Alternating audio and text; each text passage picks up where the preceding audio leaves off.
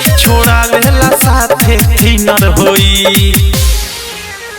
आसो के होली में किनर के साथे डिनर होई। आसो के होली में किनर के साथे डिनर होई।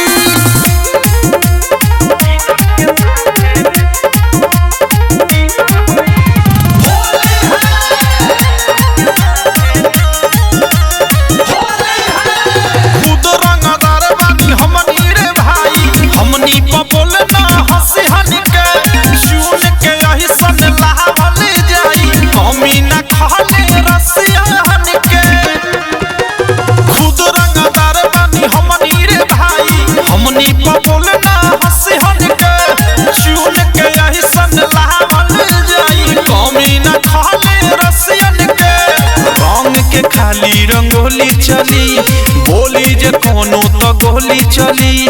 बात ही वही जक्लीनर होई। आसो के होली में किनर के साथे डिनर होई। आसो के होली में किनर के साथे डिनर होई। म्यूजिक बाय विकेश भोजपुरिया।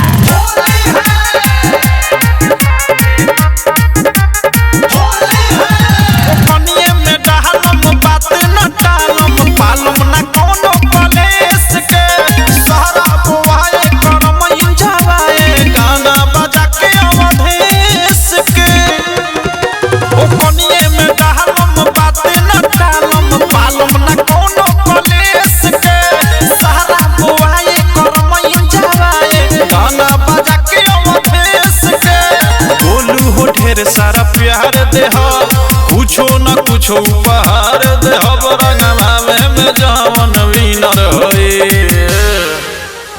आसो के होली में किनर के साथे डिनर होई।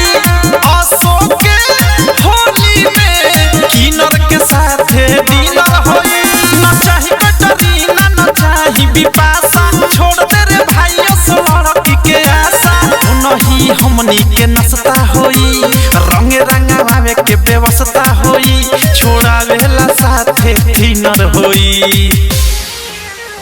आसो के होली में किनर के साथे डिनर होई।